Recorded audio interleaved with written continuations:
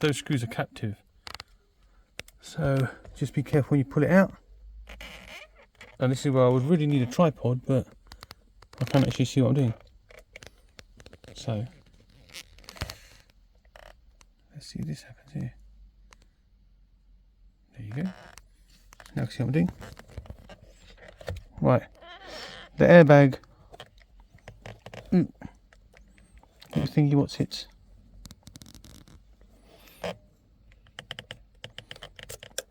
There it goes. They're only going one way. I literally just, I say literally, can't get my hand in there. Pop off.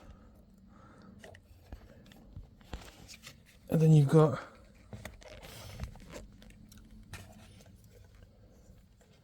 this bit in the middle.